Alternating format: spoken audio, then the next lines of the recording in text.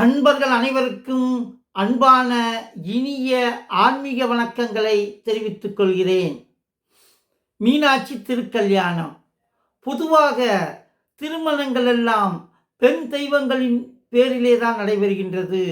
இதற்கு என்ன காரணம் என்று சொன்னால், அன்னையானவள் கருணை உள்ளவள், இரக்கமானவள், நமக்கு அருளை வாரி வழங்கக்கூடிய வள்ளல் தன்மை மிக்கவள். எனவே அந்த அன்னையின் பெயரிலே திருக்கல்யாணங்கள் நடக்கின்ற பொழுது அந்த அன்னையினுடைய அருள் நமக்கு மிக எளிதாக கிடைக்கும். அன்னை அருள் செய்கின்ற பொழுது ஐயன் சிவபெருமானுடைய அருளும் நம் அனைவருக்கும் கிடைக்கும். அப்படிப்பட்ட கல்யாணங்களிலே திருக்கல்யாணங்களிலே மிகவும் சிறந்த திருக்கல்யாணமாக இருக்கக்கூடிய அன்னை மீனாட்சியுடைய திருக்கல்யாணத்தை பற்றி தெரிந்து கொள்வதற்கு முன்னால் ராணி பாலமுருகன் யூடியூப் சேனலை சப்ஸ்கிரைப் பண்ணுங்க, பெல் பட்டனை அமுக்குங்க. அன்பர்களே, இந்த உலகத்திலே பல ஆயிரம் ஆண்டுகளுக்கு முன்னாலே வித்யாதரன் என்று சொல்லப்படக்கூடிய ஒரு காந்தர்வன் இருந்தான். அந்த வித்யாதரனுடைய மகளாக இருக்கக்கூடியவள் விச்சாவதி என்று சொல்லப்படக்கூடியவள். இந்த விச்சாவதி 12 வயது நிரம்பிய பெண்ணாக இருக்கின்ற பொழுது அவளுடைய மனதினிலே எல்லாம் அல்ல அன்னை பராசக்தியை நினைத்து அருந்தவம் செய்ய வேண்டும் என்கின்ற எண்ணம் அவளுக்கு இருந்தது. அதோடு மட்டும் கிடையாது, அந்த அன்னை பராசக்தியை தன்னுடைய மகளாக பெற வேண்டும் என்கின்ற ஆர்வமும் அவளுக்கு இருந்தது. எனவே அன்னை பராசக்தியை நினைத்து அவள் இமயமலை சாரலிலே பல ஆண்டுகள் தவம் இருக்கின்றாள். கிட்டத்தட்ட 12 ஆண்டுகள் வரை அவள் தவம் இருக்கின்றாள். அந்த தவம் எப்படிப்பட்ட தவம் என்று சொன்னால், அந்த நோன்பு எப்படிப்பட்ட நோன்பு என்று சொன்னால், உணவை மறக்கின்றாள், தண்ணீரை மறக்கின்றாள். இறைவனுடைய அந்த அம்பிகையுடைய திருவருள் ஒன்றையே நினைத்து, அதுவே தன்னுடைய சுவாச காற்றாக நினைத்து அவள் தன்னுடைய தவத்தை செய்கின்றாள். இப்படி அவள் அருந்தவம் செய்கின்ற பொழுது அன்னை பராசக்தி அவளுக்கு முன்னாலே தோன்றுகின்றார். தோன்றி உனக்கு என்ன வரம் வேண்டும் என்று கேட்கின்றாள்.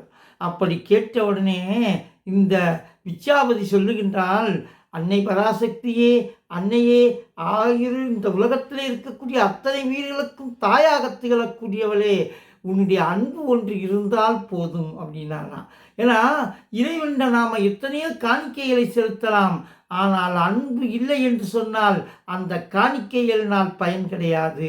அன்பென்னும் பிடிக்குள் அகப்படும் மறந்தே என்றுதான் இறைவனை சொல்லுகிறார்கள். எனவே அன்புதான் பிரதானமாக இருக்க வேண்டும். உன்னுடைய அன்பு வேண்டும், அதேபோல் நானும் உன்னிடம் அன்பு செலுத்த வேண்டும் அம்மா என்று அவள் கேட்டாள். கேட்டவுடனே அதுபோலே நடக்கட்டும், வேறு என்ன விரும்புகின்றாய் என்று கேட்கின்ற பொழுது, இந்த உலகமே தங்களை அன்னை என்றும் அம்பிகை என்றும் வழிபாடு செய்கின்றது. அப்படிப்பட்ட நீங்கள் என்னை அம்மா என்று அழைக்க வேண்டும். அப்படிப்பட்ட என்னுடைய திருவயிற்றினிலே நீங்கள் அவதரிக்க வேண்டும் என்று கேட்கின்றாள். அப்படி கேட்டவுடனே அன்னை பராசக்தி சொல்லுகின்றாள், இந்த பிறவியிலே அது கிடையாது, அடுத்த பிறவியிலே நீ சோழ நாட்டினுடைய இளவரசியாக காஞ்சனமாலை என்கின்ற பெயரிலே பிறப்பாய். அப்பொழுது உன்னுடைய கணவன் மலையத்துவசன் பாண்டிய மன்னன் உனக்கு கணவனாக அமைவான். அவன் என்ன செய்வான் என்று சொன்னால் 99 ஐஸ்வமேத யாகங்களை செய்வான். செய்து 100ாவதாக புத்திரகாமஸ்தி யாகம் செய்வான். அப்பொழுது நான் உன்னுடைய வயிற்றிலே பிறக்காவிட்டாலும் அந்த வேள்வித்தியிலே இருந்து ஒரு குழந்தையாக பிறப்பேன். நான் குழந்தையாக பிறந்து உனக்கு மகளாக வருவேன் என்று அன்னை பராசக்தி அருள் செய்தார். அதன்படி ஆண்டுகள் பல ஓடின. அப்பொழுது சோழ நாட்டிலே அந்த காஞ்சனமாலை பிறக்கின்றாள். பிறந்து வளர்ந்து தகுந்த பருவம் வந்தவுடனே பாண்டிய மன்னனாக இருக்கக்கூடிய அந்த மலையத்துவச பாண்டிய மன்னனுக்கு அந்த காஞ்சனமாலையை திருமணம் செய்து கொடுக்கிறார்கள்.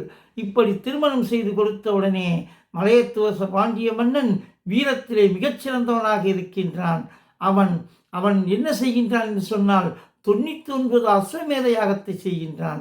அப்பொழுது இன்னும் ஒரு 100வது அஸ்வமேத யாகத்தை செய்து விட்டான் என்று சொன்னால் இந்திர பதவியே அவனுக்கு கிடைத்துவிடும். இந்த நேரத்திலே இந்திரன் சொல்லுகின்றான், 99 அஸ்வமேத யாகம் செய்திருக்கின்றாய், உனக்கு குழந்தை பாக்கியம் இல்லை. எனவே 100வது யாகமாக புத்திரகாமஸ்தி யாகம் செய் என்று சொல்லுகின்றான். சரி, புத்திரகாமஸ்தி யாகத்தை செய்வோமே என்று அந்த புத்திரகாமஸ்தி யாகத்தை அவன் செய்கின்றான். செய்தவுடனே அந்த நெருப்பு குண்டத்திலே இருந்து அந்த கருணையே வடிவமாக அந்த கருணைக்கு எளியோருக்கு இறங்குகின்ற அந்த அன்னை பராசக்தி அந்த அந்த அந்த நெருப்பு குண்டத்திலே இருந்து ஒரு 3 வயது குழந்தையாக தோன்றினாள். தோன்றிய அந்த குழந்தை அந்த காஞ்சனமாலையுடைய மடியிலே அமர்ந்து விட்டது.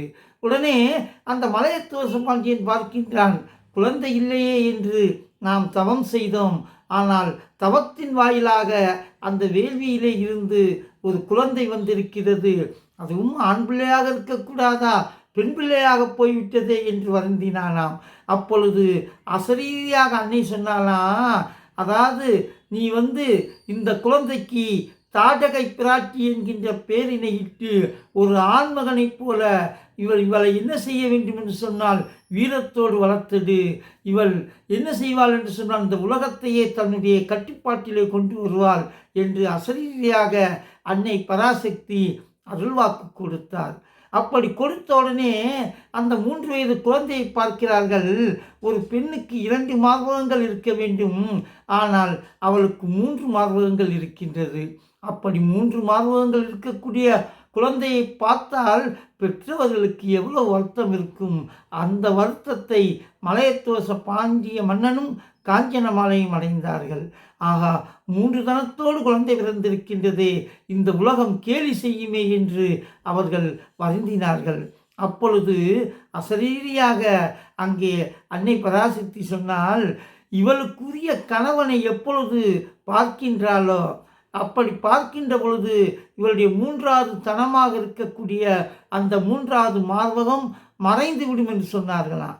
அதன் அடிப்படையிலே வித்தையிலையும் குதிரை ஏற்றத்திலையும் வாழ்வீச்சினிலையும் வல்லமை பொருந்திய பெண்ணாக இந்த தடாதகை பிராட்டியார் வளர்ந்து வருகின்றார். இந்த உலகத்தில் இருக்கக்கூடிய அத்துணை நாடுகளையும் தன்வசப்படுத்துகின்றாள். போரின் மூலம் வெற்றியடைகின்றாள். நிறைவாக கைலாயத்துக்கு சென்று சிவபெருமானை போருக்கு அழைக்கின்றார். அப்படி அழைக்கின்ற பொழுது எம்பெருமானாக இருக்கக்கூடிய சிவபெருமானோ போர்க்கோலம் கொண்டு வருகின்றார். அவர் வந்தவுடனே அந்த தடாதகை பிராட்டி அந்த நம்முடைய அந்த சிவபெருமானை பார்த்தவுடனே அவளுக்கு வெட்கம் வந்து விடுகின்றது, நாணம் வந்து விடுகின்றது. இவன்தான் தனக்கு கணவனாக வர வேண்டும் என்கின்ற எண்ணம் வந்து விடுகின்றது. ஏனென்றால் அவர்கள் பிரிந்தவர்கள் மீண்டும் பார்க்கின்ற பொழுது சேர்வது இயல்புதானே. கைலாய மலையிலே இருந்து பார்வதி தேவி இங்கே தடாதகை பிராட்டியாக வளர்ந்து வருகின்றாள். அவள் சிவபெருமானை பார்த்தவுடனே, தன்னுடைய தலைவனை பார்த்தவுடனே நாணம் வந்து விட்டது. அந்த நாணத்தின் காரணமாக அவளுக்கு இருந்த அந்த 3 தனங்கள், அந்த 3 மார்பகங்களிலே ஒரு மார்பகம் மறைந்து விடுகின்றது. அப்பொழுது சிவபெருமான் சொல்லுகின்றார், தடாதகை பிராட்டி, உன்னை நான் தகுந்த சோமாவரத்தோடு திகழக்கூடிய சித்திரை மாதத்திலே உன்னை நான் திருமணம் செய்து கொள்கிறேன், நீ செல்வாயாக என்று அருள் செய்கின்றார். அதன்படி இங்கே மிக பிரமாண்டமான திருமண ஏற்பாடுகள் எல்லாம் நடைபெறுகின்றது. சொன்னது போல என் பகவானாக இருக்கக்கூடிய அந்த சுந்தரேச பெருமான் அந்த எப்படி வருகின்றார் என்று சொன்னால் பட்டாடையெல்லாம் உடுத்தி அருமையான மாப்பிள்ளையாக எல்லோரையும் சொக்க வைக்கக்கூடிய அந்த சொக்கனாக வருகின்றார். சுந்தரேசர் என்று சொன்னால் அழகிற்கு தலைவனாக அந்த சுந்தரேசர் வருகின்றார். அனைவரையும் சொக்க வைத்ததுனால அவரை சொக்கன் என்று சொல்லுவார்கள். அந்த அளவிலே வருகின்றார். அதே போல இந்த தடாதகை பிராட்டியாக இருக்கக்கூடிய அன்னை மீனாட்சியும் அழகாக எல்லாரையும் சொக்க வைக்கக்கூடிய ஒரு வடிவத்தை பெற்றதுனால அவளை சொக்கி என்று சொல்லுவார்கள். எல்லோரையும் சொக்க வைத்த அந்த சொக்கி, இந்த சொக்கனுக்கும் சொக்கிக்கும் அங்கே திருமணம் நடைபெறுகின்றது. இந்த திருமணம் மிகச்சிறப்பாக அந்த பவளவாய் அண்ணல் என்று சொல்லப்படக்கூடிய அந்த திருப்பரங்குன்றத்திலே இருந்து வருகை தந்திருக்கக்கூடிய பெருமாள் முன்னிலையிலே அந்த அந்த திருமணமானது மிகச்சிறப்பாக நடைபெற்றது. எனவே இப்படி அருமையான மீனாட்சி திருக்கல்யாணம் நடந்தது. அதே போல் அங்கே அவர்கள் ஆக்கி வைத்த உணவுப் பொருட்களை எல்லாம் அதை 2 பேர்கள் வந்து என்ன செய்கின்றார்கள் என்று சொன்னால், சிவனுடைய சிவகணங்களாக திகழக்கூடிய அந்த பூதங்கள் 2 பூதங்கள் எல்லா உணவையும் உண்டுவிட்டு தாகம் தணிப்பதற்காக உருவான நதிதான் வைகை நதி. எனவே இந்த மீனாட்சியின் திருக்கல்யாணத்துக்கு நமக்கு சீதனமாக கிடைத்த நதி வைகை நதி. எப்பொழுதும் தன்னுடைய பக்தர்களை இந்த தடாதகை பிராட்டி கண்ணயராமல் மீன் எப்படி கண்ணினால் பார்வையின் மூலம் தன்னுடைய குஞ்சுகளை எல்லாம் பாதுகாக்கின்றதோ, அதே போல அந்த தடாதகை பிராட்டியார் தன்னுடைய அருள் பார்வையினால் எப்பொழுதும் கந்துயிலாது இந்த உலக உயிர்களை காத்து வருவதனால அந்த அன்னைக்கு மீனாட்சி என்கின்ற திருப்பேர் உண்டு. இந்த அன்னை மீனாட்சியுடைய திருக்கல்யாண வைபவத்தை கேட்ட அன்பர்களையும் நேரடியாக கண்ட அன்பர்களுக்கும் எல்லாம் வல்ல இறைவன் எல்லா விதமான நலன்களையும் தந்து மாங்கல்ய பாக்கியத்தையும் அதே போல மிகச்சிறந்த மன வாழ்க்கையையும் எல்லாம் வல்ல இறைவன் தர வேண்டும் என்று வேண்டி விடைபெறுகின்றேன். நன்றி, வணக்கம்.